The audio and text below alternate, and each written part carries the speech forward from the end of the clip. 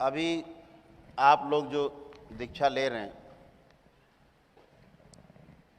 ये दीक्षा परम पूजनी बाबा जी की ओर से होती है।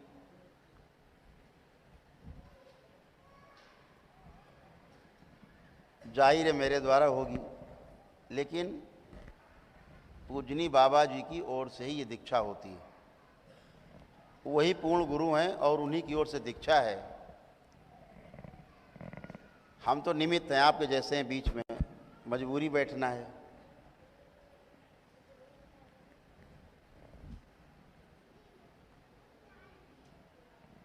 आज लगभग 450 लोग दीक्षा ले रहे हो आप लोग। गुरु पूर्णिमा में ऐसे 600 प्लस कुछ लोग थे। ऐसे हर महीने करीब 500-600 लोग आप लोग दीक्षा लेते हो। ये तो शुरुआत हुई है आपके श्री राधा रमण शिष्य संप्रदाय की, ये तो शुरुआत हुई है। दीक्षा से होता क्या है दरबार की?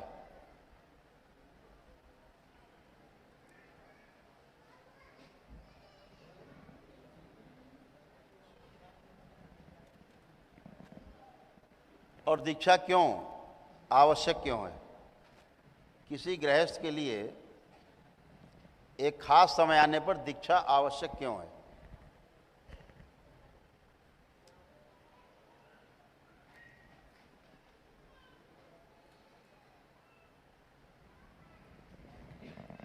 मनुष्य का शरीर, आपको जान के ये आश्चर्य हो सकता है, कई कई हजार वर्ष के बाद ये मनुष्य का शरीर मिलता है।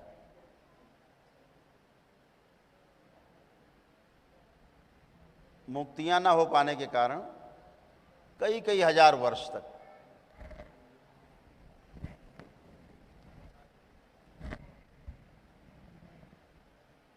जन्म नहीं मिलता।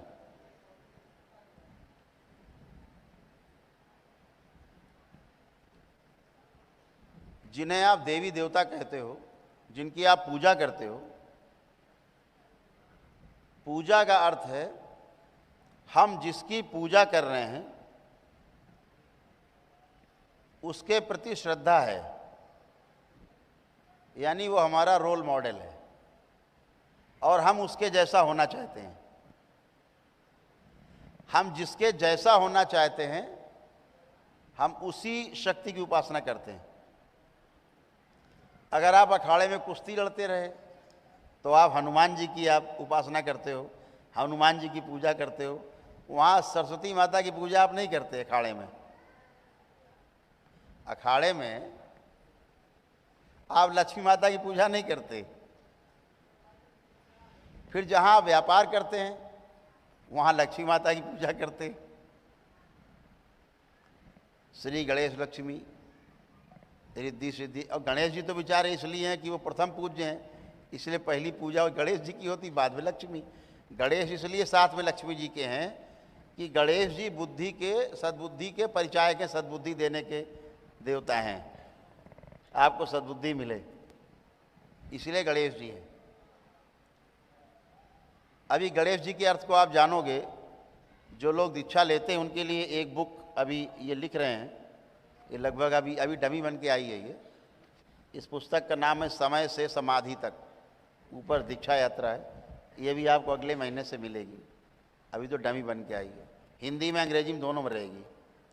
जो ईश्वरीय चिकित्सा बुक है हिंदी में है ही, अंग्रेजी में भी हो गई है, अभी 15 दिन बाद वही मिल जाएगी। यानी जो पुस्तक रहेगी हिंदी में भी होगी, अंग्रेजी में भी होगी। जैसे मैनुअल है दरबार का कि क्या कैसे करते हैं, दरबार में कैसे जुड़ें, क्या करें, प्रश्न उत्तर हैं, हिंदी में भी अंग्रेजी में हो गई है। उसमें दरबार के से जुड़े हुए तमाम जो भक्त लोग हैं, बहुत श्रद्धा रखते हैं, वो लोग इसको बैठ के आराम से काम करते हैं। हमें तो कुछ करना नहीं पड़ता, हम तो कुछ करते नहीं। हम तो आपके बीच में आते हैं, केवल यहाँ आते हो, अपने कमरे में चले जाते हैं चुपचाप, कमरे से फिर यहाँ आ जाते हैं अगले दिन। इतना ही काम है हमारे पास। तो इसमें इस बात का जिक्र है गणेश जी का, इसमें गणेश जी का जिक्र है कि गणेश जी हमारे लिए क्यों जरूरी। अभी गणेश जी का हम इतना प्रयोग करते हैं, कुछ लिखते हैं तो ऊपर लिख देते हैं श्री गणेशाय नमः, और फिर नीचे हिसाब किताब, लॉन्ड्री वाले को इतने पैसे दिए, धो और इसको इतने पैसे दिए, सब्जी वाले को इतने पैसे दिए, ऐसे करके हिसाब किताब रहता है। बही खाते में ऊपर लिखा रहता है श्री गणेशाय नमः, इतने भी गणेश जी खत्म। थोड़ा और श्रद्धा हुई तो गणेश जी की छोटी सी मूर्ति बही खाते बनाते हैं। शादी के कार्ड में गणेश जी बने रहते हैं ऊपर। अब पूछो भाई, शादी में गणेश जी का क्या काम? शादी के कार्ड में गणेश जी का क्या काम है? कोई कुछ आ रहा निकल के बता सकते हो? क्या निकल के आता, क्यों गणेश जी छपे? हर शादी के कार्ड में गणेश जी जरूर होंगे। तो गणेश जी का अपना महत्व है, हर देवी देवता का अपना महत्व है। जिन्हें हम देवी देवता कहते हैं वो केवल गुणों के प्रतीक हैं। जैसे गुण हैं उस एनर्जी में, उस शक्ति में, हम वही पाने के लिए उसकी उस तरह की उपासना करते हैं। सीधी बात, छोटी सी बात। अगर आपको तंत्र की साधना करना है तो माँ महाकाली, माँ कामाख्या, माँ तारा, अन्यान्य देवियाँ, श्री दश महाविद्या देवियाँ सभी हैं, तो इनकी उपासना करते हैं। वहाँ सरस्वती माता की पूजा नहीं करते, वो विद्या की दात्री। तो अलग अलग तरीके से हम उपासना इसलिए करते हैं कि वो अलग अलग एनर्जी है, अलग अलग गुणों से पूर्ण है। हम उन गुणों की पूजा करते हैं। और ये अद्भुत बात है कि जिसके लिए हमारा जन्म होता है धरती पे, उसको हम भूल जाते हैं। जिसके लिए हमारा जन्म होता है, क्यों भूल जाते हैं? क्योंकि हमारे माता पिता भुला देते हैं उसको। हर माता पिता ये चाहता है कि हमारा बच्चा एक अच्छा गृहस्थ बने, हमारी बच्ची एक अच्छी गृहस्थ बने और परिवार में रह करके जीवन यापन करे। बहुत बिरले होते हैं जो बच्चे को सन्यास की ओर ले जाते हैं। बहुत साहस का काम है सन्यास लेना, बहुत साहस का काम। अभी तो आप गृहस्थ हैं, आप गृहस्थ की दीक्षा ले रहे हैं। इसके बाद जो सन्यास की दीक्षा है वो काफ़ी बहुत बड़े साहस का काम है। तो कोई माता पिता नहीं चाहता कि उसका बच्चा गेरुआ कपड़ा पहन के बाहर जाए, घर छोड़ दे, इसलिए उसको भुलाते हैं वो कि बचे। लेकिन जो लिखा है इसे मिटाने का कोई उपाय नहीं है। इसको मिटाने का कोई उपाय नहीं बना है ही नहीं।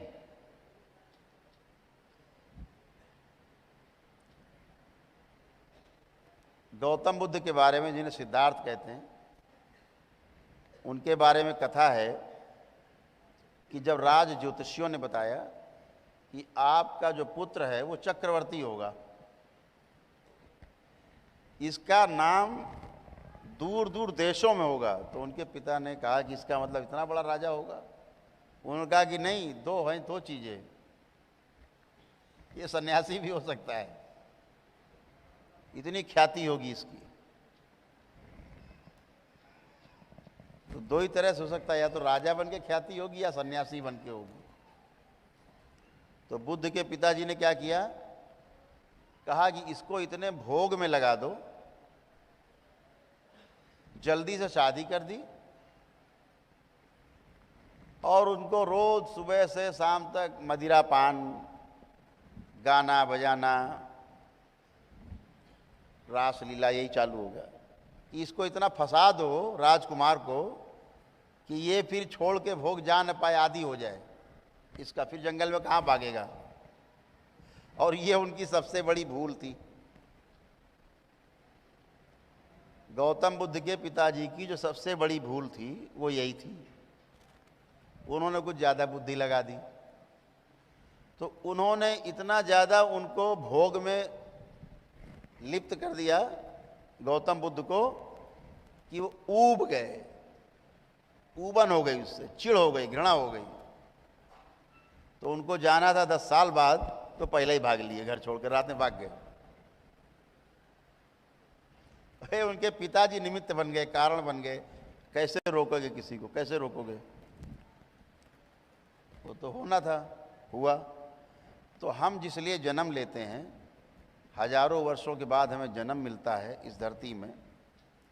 देवी देवता भी जो इस दरबार में सेवा करते हैं, आपकी देखरेख करते हैं, आपके परिवार की देखरेख करते हैं, आपको हर क्षण अपने संरक्षण में रखते हैं। जब बाबा और माँ को आप याद करते हो तो यही देवी देवता सब जहाँ भी हैं, जैसे भी हैं, सभी लोग आपकी मदद करते हैं।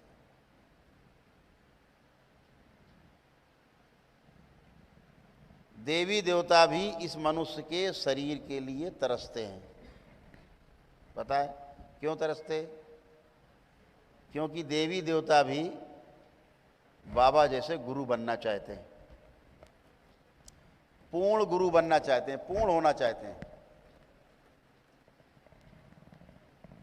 क्योंकि देवी देवता बीच में अटके हुए हैं, अभी ना मानव बचे और ना दिव्य पुरुष हुए। 3 श्रेणियां हैं, श्रेणियां 3 हैं: भूतात्मा, देवात्मा और दिव्य आत्मा।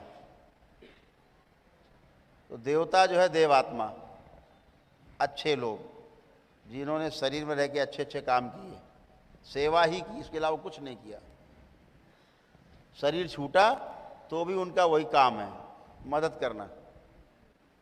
तो ऐसे गुरुओं के सानिध्य में वो लोगों को मदद करते हैं जितनी उनकी क्षमता है। उस सेवा से उनके तमाम जो भोग होते हैं कुछ खराब, वो भी कट जाते हैं और मनुष्य शरीर जल्दी मिल जाता है, जल्दी मिल जाता है।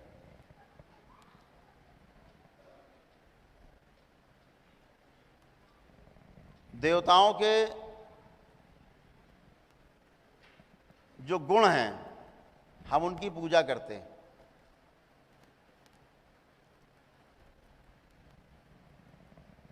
अभी आप लोग बैठे हैं, आप में भी देवता हो सकते हैं, ऐसा नहीं है कि आप केवल मनुष्य ही हैं। आप में भी देवता हो सकते हैं, जीवित देवता जो दूसरे के लिए जीते हैं, देवता है। देवता मतलब नहीं कि अलग ही कोई वस्तु हो गई मनुष्य से अलग, मनुष्य से ही गए हैं और फिर मनुष्य में आना है उनको, ये देवता है। पूरे नहीं हुए, अभी 84 लाख योनियों के उसमें उन्हें आना है, घूमना है। बाबा जैसे लोग 84 लाख योनियों में वापस नहीं आते। इस जगत को छोड़ दिया जहां बार बार जन्म होता है, इस जगत को ही छोड़ दिया, छूट गया। अपने योग बल पर, तपोबल पर छोड़ दिया। तो पूर्ण गुरु होने के लिए ये दीक्षा है। ये दीक्षा जो आप ले रहे हो, ये पूर्ण गुरु होने के लिए। अभी तो ये मंत्र दीक्षा है। मंत्र दीक्षा से क्या होगा? आप में एकाग्रता का भाव आएगा। जो मन आपका भागता नहीं इधर उधर इधर उधर, एकाग्र होने लगता है। और जब मन एकाग्र होता है तो कहते हैं भी ध्यान देता है आदमी। अभी हम कुछ बोल रहे हैं, आपका मन एकाग्र नहीं है, आप टेक ऑफ कर जाते हो, कहीं और पहुंच गए, नानी के यहाँ पहुंच गए। फिर लौटे 2-4 मिनट बाद कि अरे भाई हंस क्यों रहे हैं सब लोग, फिर ध्यान आया, अरे हम तो यहीं बैठे हैं, फिर सुन रहे हैं। तो 2-4 मिनट की बात कही तो एकाग्रता भंग हुई। तो एकाग्रता जब हम समझ लेते हैं वस्तु के रूप में क्या है, तो ध्यान देते हैं चीज़ों पर।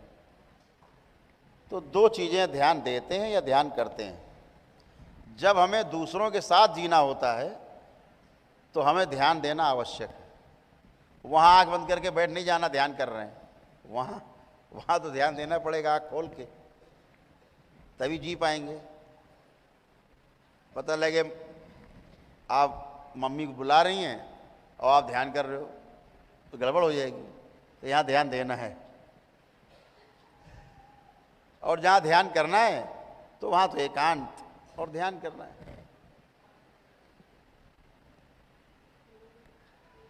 तो पहले मंत्र दीक्षा होती है, मंत्र दीक्षा में एकाग्रता होती है, एकाग्रता के बाद फिर योग की साधना की, फिर ध्यान के लिए आप तैयार होते हैं। बीच में छुटपुट ध्यान करते रहते हैं। उसके लिए दरबार ने कार्यक्रम बनाया है।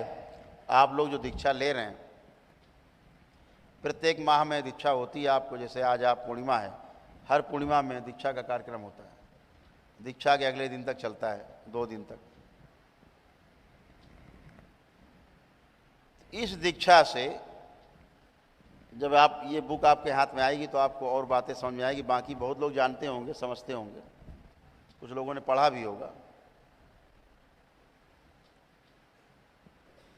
तो प्रतीकात्मक रूप से देवी देवता हैं। शिव यहाँ हैं तो मूलाधार में कोई और है, स्वादिष्ठान में कोई और है देवी देवता, मणिपूरक में कोई और है, अनाहत में कोई और है, विशुद्धि में कोई और है, आज्ञा चक्र में कोई और है, सहस्रार में कोई और है। ऐसे अलग अलग देवी देवता गुणों के रूप में, प्रतीकात्मक रूप में है। तंत्र में उसकी व्याख्या अलग ढंग से है, वैदिक में अलग से ढंग से व्याख्या है उसकी, योग साधना में व्याख्या अलग ढंग से है, और जब आधुनिक विज्ञान में जाएंगे तो उसकी व्याख्या कुछ अलग ढंग से है। तो हम लोग जब बात करते हैं कि मनुष्य का जन्म हुआ क्यों, तो माता पिता इसको भुला देते हैं। बच्चा अभी छोटा है, आप कहते हो जाओ कह के आओ कि पापा नहीं है, कोई आया गेट पे, पापा पूछ रहे हैं, वो पापा हैं घर में, क्या बता दें, क्या बता दो नहीं है। तो बच्चा है, वो तो जाके बता देगा गेट पे, पापा कह रहे हैं, कह दो है नहीं। पापा लौट के आए, क्या कहे आए, बता दिया पापा कह रहे घर पे है नहीं पापा। तो एक चपत गाल में पड़ी, आप रो दिए। आपने कहा हमने क्या गलत किया भैया, तो जो आपने कहा हमने कह दिया, अब पीटे क्यों। पता लगा कि झूठ बोलना था। तो इस तरह से आपका झूठ से परिचय होता है। हम बच्चों को पहले धीरे धीरे झूठ बोलना सिखाते हैं, दूसरे के प्रति नफरत पैदा करते हैं। वहाँ मत जाना, उसके यहाँ खाना मत, उसके हाथ का कुछ भी ना खाना, कुछ भी दे तो ध्यान रखना। क्यों मम्मी, नहीं समझोगे तुम, खाना मत। कभी खा के आए तो पिट गए। अब क्या पिट गए भाई, अरे कुछ खिला दिया होगा तंत्र मंत्र करके, तो आप जानते हो अरे कोई तंत्र मंत्र भी होता है। ऐसे आपको तमाम चीज़ों से होकर गुजरते गुजरते गुजरते गुजरते जो आप मुलायम थे, कड़े हो जाते हैं आप। तो जिंदा कैसे रहा जाए ये माता पिता सिखाते हैं। जैसे जानवर अपने बच्चे को सिखाता है जिंदा कैसे रहा जाए, कैसे बचा जाए अपने से खतरनाक जानवरों से, और कैसे अपने से कमज़ोर जानवर का शिकार किया जाए। ऐसे ही माता पिता भी सिखाते हैं कि बड़ा पैकेज चाहिए, ज़्यादा पैसा कमाओ, पैसा रहेगा तो खूब सम्मान होगा, पैसा होगा बहुत सम्मान होगा, ऐसा दिमाग में बिठा दिया है। अब बच्चे को दिमाग में बैठ गई, अब वो यही करेगा जीवन भर, पैसे को महत्व देगा, आपको किनारे कर देगा, संबंध किनारे। उसे पता है पैसा होगा तो सब होगा, ऐसा होता भी नहीं। लेकिन मान लिया बच्चों ने, तो बड़े गर्व से बताते हैं हमें मम्मी हमें 70 लाख रुपए का पैकेज मिला है कनाडा में, तो हम घर छोड़ के जा रहे हैं। तो हम घर छोड़ के जा रहे हैं, मम्मी पापा बड़े खुश होते हैं, सबको बताते हैं मोहल्ले भर में, मोहल्ले भर बताते हैं, अरे बबलू को मालूम है 70 लाख का पैकेज मिला है। पूरे मोहल्ले को उनकी मम्मी जला के आ जाती है, पूरा मोहल्ला आग में जल जाता है। 70 लाख, उनको बड़ा मजा आ रहा, रस आ रहा है, गर्व से फूल ही नहीं समा रही। 70 लाख का पैकेज। और फिर कभी बीमार हुई मम्मा, अम्मा बीमार हुई, अब बुलाओ बच्चे को। बच्चा कह रहा 3 साल के पहले तो आना ही नहीं है, अभी जिधर हम आ गए हमारी तो नौकरी चली जाएगी। अभी तो 3 साल का तो करार है, हिल नहीं सकते यहाँ से, बंधुआ मजदूर बन गए यहाँ। अब मम्मी यहाँ रो रही, लड़का वहाँ मजे कर रहा है। मम्मी चिंता ना करो, पैसा भेजे दे रहे हैं, इलाज करा लेना, डॉक्टर को बुला, अच्छे डॉक्टर को। लड़का पैसा भेज रहा, क्योंकि आपने सिखाया है ना उसको, पैसा बड़ी चीज है। तो पैसे को पकड़ के बैठा, अम्मा को भूल गया।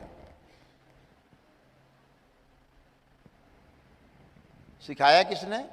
हमने।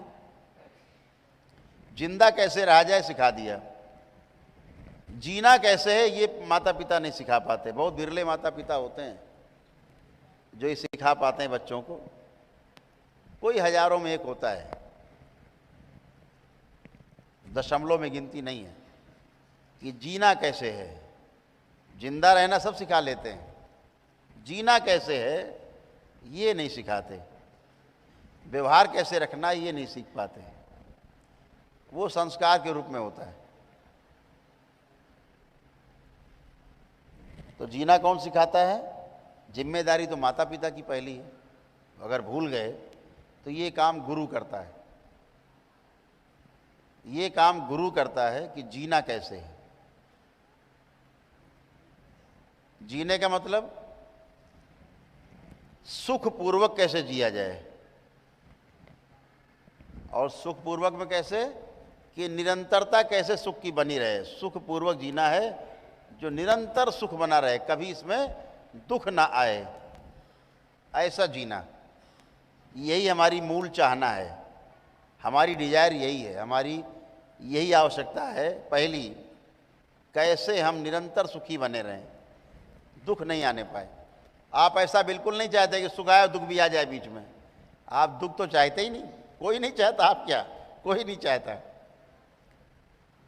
यही मानव धर्म है। मानव धर्म क्या है? सुख, उसकी मर्यादा है, उसकी मर्यादा सुख है।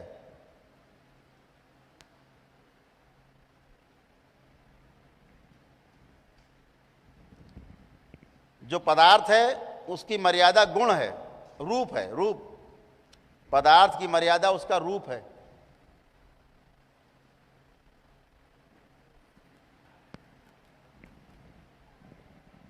और जो वनस्पति जगत है,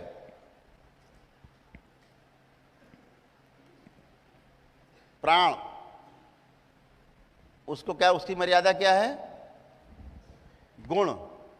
वनस्पति को गुण से जानते हैं हम। गुण कैसे हैं इसमें? इस फल में, इस वृक्ष में, इस पौधे में, इस लता में कौन से गुण हैं? और जीव को कैसे जानते हैं हम? स्वभाव से। लेकिन मनुष्य को हम जानते हैं मर्यादा है, वो सुख, उसकी मर्यादा वही धर्म है। धर्म से जानते हैं। धर्म क्या है? सुख। मनुष्य का धर्म सुख है, इसके अलावा कुछ नहीं चाहता वो। देवी देवता रख लो, चाहे जीसस क्राइस्ट रख लो, चाहे वो पैगंबर साहब रख लो, कोई भी रख लो, नानक जी रख लो, किसी को रख लो, इससे मतलब नहीं पड़ता। धर्म ही परिवर्तित कर लोगे आप।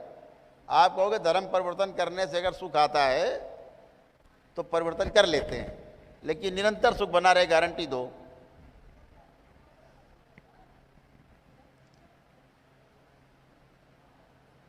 तो सुख की जो निरंतरता है वही हमारी मूल चाहना है, और इसीलिए दीक्षा होती है। हर मानव ये चाहता है कि हमारा सुख और समृद्धि निरंतर बनी रहे, इसके अलावा कुछ नहीं चाहता। आप यहाँ बैठे भी हो ना, आपके हर कार्य के पीछे यही दो वस्तु हैं, सुख और समृद्धि। तीसरी कोई वस्तु नहीं है। तीसरी कोई जानता हो तो बता सकता है, हमारा ज्ञानवर्धन भी हो जाएगा। दो ही वस्तु है। सुबह से लेके जागने से लेके रात को सोने तक आप जो भी कार्य करते हो उसके पीछे आपकी चाहना क्या है? निरंतर सुख और समृद्धि कैसे बनी रहे। इसके अलावा कुछ करते हो बताओ। आप यहाँ बैठे हो तो किस चाहत में बैठे हो? कि हमारा सुख कैसे सुनिश्चित हो जाए, हमारा सुख सुनिश्चित हो, हमारी समृद्धि सुनिश्चित हो।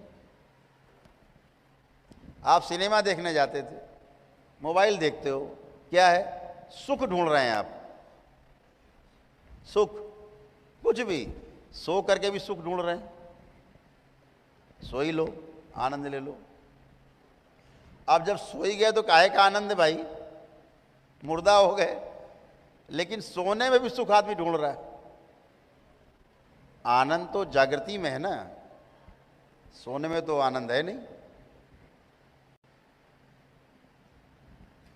जिसको सुलाना चाह रहे वो सोता नहीं है।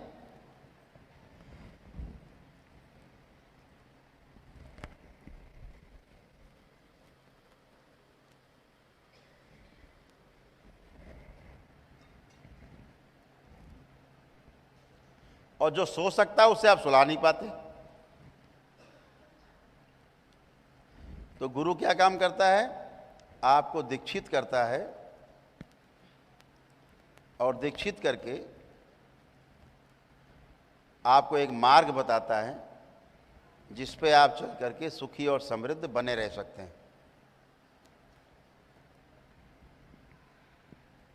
पहले जब दीक्षा होती थी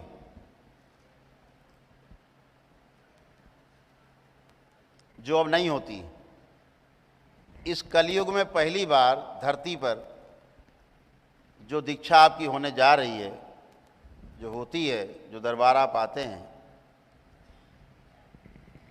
ये दीक्षा कभी सतयुग में और द्वापर में होती थी। कलयुग में ऐसी दीक्षा कभी हुई नहीं।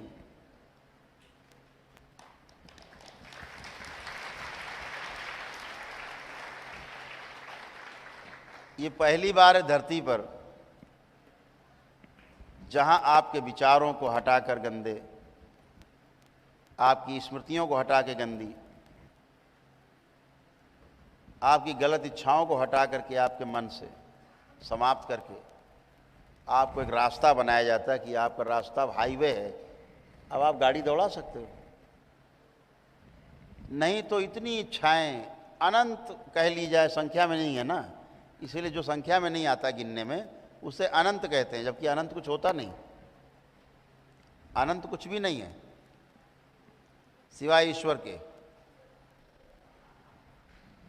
सब संख्या में है, लेकिन इतनी संख्या है कि गिनने में नहीं आए तो अनंत कह देते हैं। तो अनंत विचार और अनंत स्मृतियां और तमाम इच्छाएं, पूरा एक कंकड़ पत्थर का पूरा बना हुआ रास्ता है, पथरीला पहाड़ भी है, कहीं खाई है, कहीं नदी है, कहीं नाले हैं, कहीं तालाब है, कहीं झील है। आप दौड़ नहीं सकते। ये सब दरबार हटा देता आपके मन मस्तिष्क से और आपको एक साफ रास्ता मिलता है। आप उस पर चलते रहें तो आपको एक साफ और सच्चा रास्ता मिलता है, और जिस लिए आपका जन्म हुआ है वो आपको दिखने लगता है। लक्ष्य, आपका लक्ष्य दिखने लगता है। अभी समस्या क्या है कि लक्ष्य का आपको पता नहीं।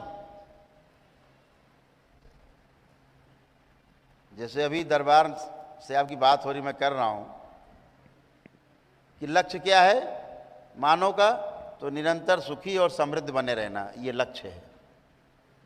अब इसके पहले अगर आपसे पूछे हम कि आपका लक्ष्य क्या है तो आपको पता नहीं। आप कहोगे मेरा लक्ष्य है आईएएस बनना। चलिए मान लिया आईएएस बनना, तो क्यों बनना चाहते हैं? तो सुखी रहने के लिए। नहीं, वो तो मैं अपने मेरे पापा की इच्छा है ना, इसलिए बनना चाहते हैं, मेरी तो इच्छा नहीं है, मेरा सुख नहीं है ये। तो अब उनसे पूछो कि आप आईएएस बन के अपने पापा को सुखी करना चाहते हैं ना? हाँ, तो पापा सुखी होंगे तो आप क्या दुखी होंगे? नहीं तो हम भी सुखी होंगे। अल्टीमेट बात यही है कि आप सुखी होना चाहते हैं, ऐसे ऐसे ऐसे सुखी होना चाहते हैं, अल्टीमेट है। तो आपका लक्ष्य एकदम स्पष्ट है कि हमें निरंतर सुखी और समृद्ध रहना है, इसलिए हम मानव हैं, यही हमारा धर्म है।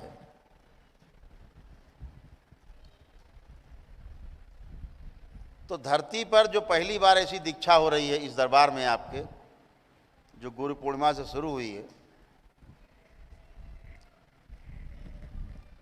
पहली बार हो रही का मतलब क्या है? अभी तक आप कहीं भी दीक्षा के लिए गए या कभी गए होंगे, या कोई लोग जाते हैं, आप गए, फार्म भर गया, जो भी है दान दक्षिणा हो गई, जैसे भी सिस्टम जहाँ का होता है हो गया, और उसके बाद बैठे बोले गुरु मंत्र हो गया, अब जाओ माला ले लो और ये जाप करो, इनकी पूजा करना, आराधना करना, ऐसे पूजा करना, ऐसे करना, ऐसे जप करना, जाओ। क्या करेगा जब? उसको तो पेशी आ रही है, उसके अंदर तो पूर्वज बैठे हैं उसके। कौन जप करेगा? कौन एकाग्रता करेगा? कौन एकाग्र रहने देगा? फिर आपके तमाम उल्टे सीधे विचार आएंगे, तो आप गुरु से कहते हो गुरु जी हमें तो बड़े उल्टे सीधे विचार आ रहे हैं, ध्यान करने बैठते हैं हम, माला जपते हैं, तो ये विचार आपके हैं नहीं, विचार किसी और के जो अंदर बैठे हैं उनके गंदे गंदे विचार हैं, उनका चल रहा है।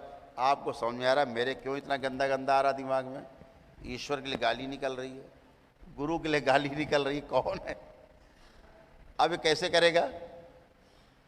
नहीं कर सकता। गंदगी अंदर है, कोई साधना नहीं होगी, किसी प्रकार से साधना नहीं होगी। स्वामी जी बैठे हमारे बीच में, 25-30 साल तो हो गए स्वामी जी साधना करते हैं, करने दी साधना? नहीं करने दी साधना। स्वामी जी को हो गए 25-30 साल 35 साल साधना करते, लेकिन साधना नहीं कर सकते। प्रयास कर रहे हैं बेचारे, कर रहे हैं, नहीं करने देते। अब कैसे करोगे? गुरु क्या कहता है? ध्यान मत दो, गंदे विचार आ रहे, ध्यान मत दो। अरे भैया ध्यान ही कर रहा है तो ध्यान तो आएगा ही, अब इसलिए ध्यान आएगा उसको। तो ऐसा कोई अभी तक दरबार नहीं था, कोई संप्रदाय नहीं था, ना है, जो दरबार में दीक्षा लेने वाले भक्त की गंदगी दिमाग से भुला सके, हटा सके, और गंदे विचार ही ना आने दे। जो आप ध्यान करो, जो पूजा करो, सीधे उसी में ही मन रहे, मन रमे।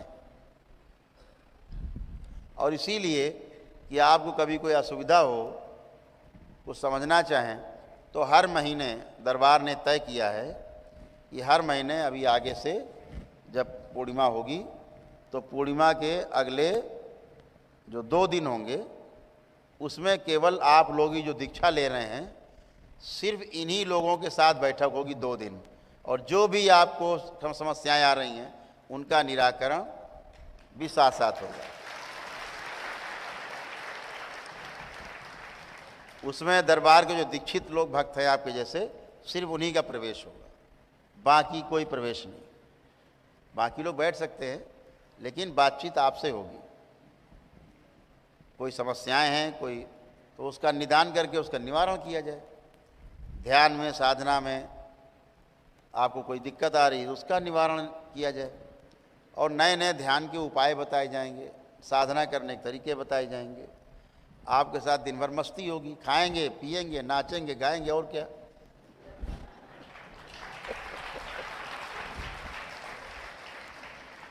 तो 2 दिन हम लोग यही करेंगे, मौज मस्ती करेंगे। अपना ही भंडारा चलेगा सुबह शाम, यही अपना मस्ती करेंगे, अपना जिसको जहाँ जगह मिलेगी अपना पढ़ेगा, सोएगा, खाएगा, जैसे होगा करेंगे। तो सभी को सबसे मिलना, आप ही के साथ मिलना रहेगा। वो 2 दिन सारे कामकाज बंद, केवल दरबार के भक्तों से मिलना।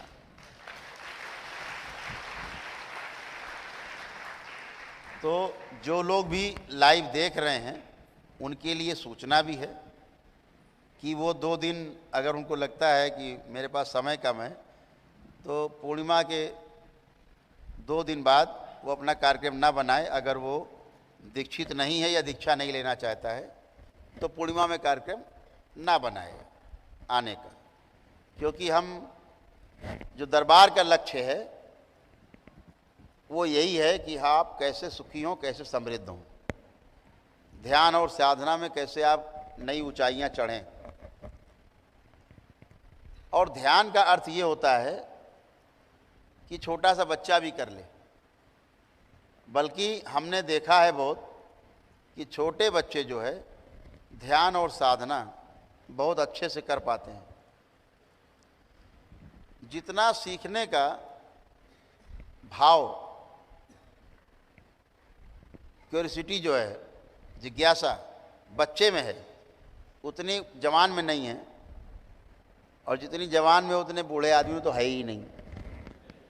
वो कहता हम सब जान लिया यार, अब छोड़ो, सब जान गए, हमें क्या बता रहे हो, हम सब देख चुके। तो सबसे ज़्यादा बच्चे जानना चाहते हैं और बच्चे ज़्यादा जल्दी पकड़ते हैं। तो दरबार के द्वारा आप अभी जो एक दल आया था ना यूरोप से, देखा होगा आप लोगों ने, देखा था, जो बाहर से दल आया, अंग्रेज़ों का दल आया था, वो दरबार के भक्त हैं बाबा के, राजीव जी, उनके नेतृत्व में आया था पूरा दल। तो उन लोगों ने यहाँ 17 दिन रहे यहाँ पे, और 17 दिन यहाँ रह करके उन्होंने सारे नियम पालन किए, दरबार के हवन भी किए और दीक्षा भी ली। दीक्षा के बाद उनको बड़ा मज़ा आ रहा है। और अब वहाँ यूरोप से जो आए थे जहाँ से, वहाँ पर भी वो आश्रम खोल रहे हैं।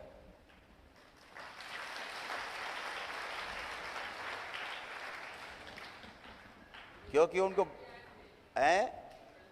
हाँ, उसमें न्यूटन को, आइंस्टाइन सबको बुलाए थे। तो अब वो खोलना चाह रहे, दरबार वहाँ खोलना चाह रहे हैं, आश्रम बना रहे हैं। ये क्यों भावना पैदा हुई? क्योंकि उन्हें यहाँ पे दरबार में आपके सत्य के दर्शन हुए। ये दरबार आपका प्रमाणों वाला दरबार है, पहला दरबार है जो प्रमाण के साथ है। जैसे परसों दरबार के एक भक्त थे, शायद आपने वीडियो देखा हो, खड़े बोले हमको डिप्रेशन है। तो हमने उनसे कहा कि भाई ठीक है, अगर तुमको डिप्रेशन रह गया है, अभी स्मृति चिकित्सा हो जाने के बाद भी तुमको डिप्रेशन अगर है, तो हम तुम्हें 1 करोड़ रुपए इनाम देंगे अभी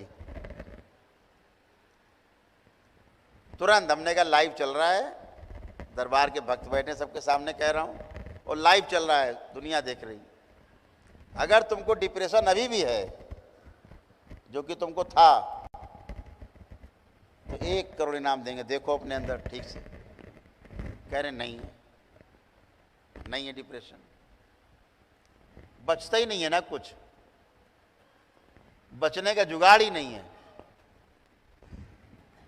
यहां तो माता रानी बैठी, बचने का जुगाड़ ही नहीं, खड़क चलता है दोनों हाथ से, दुहत्ते,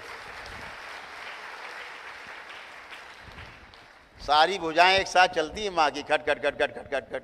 ऐसी मशीन है, यही नहीं सोच पाता कौन कब कट गया